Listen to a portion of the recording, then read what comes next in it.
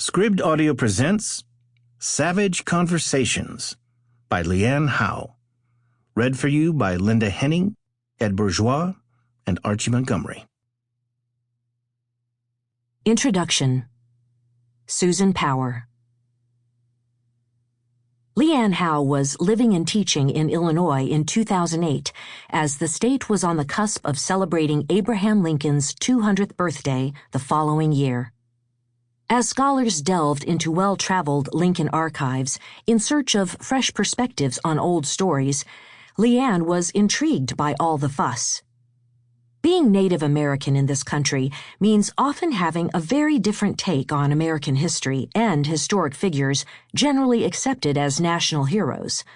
Just because they're your heroes doesn't make them automatically ours, since what benefited non-native settlers was often dangerously harmful to indigenous communities.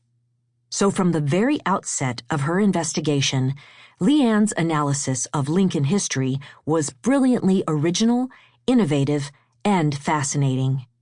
She drew conclusions that were wildly different from those that came before, yet she made a good case for her astonishing insights.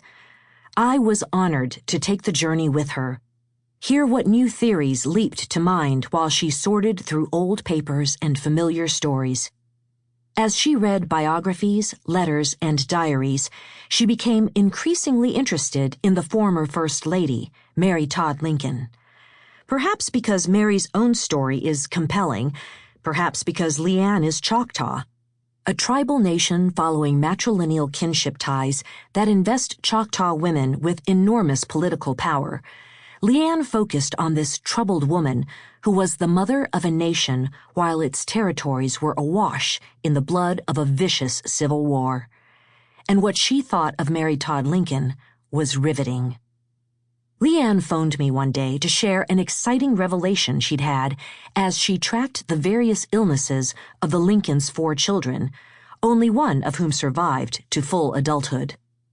She said the boys seemed to revive when they were in the care of people other than their mother, but would often fail again soon after Mary returned to nurse them, dose them. Leanne suspected Mary Todd Lincoln might have suffered from Munchausen syndrome by proxy. I gasped at her words. How unexpected yet profoundly sensible they were, given what I knew of Mary and her desperate need for attention. First from her father, as a worshipful daughter having to compete with 15 siblings, and then from her husband, with his brutal schedule and professional obligations. Sample complete. Ready to continue?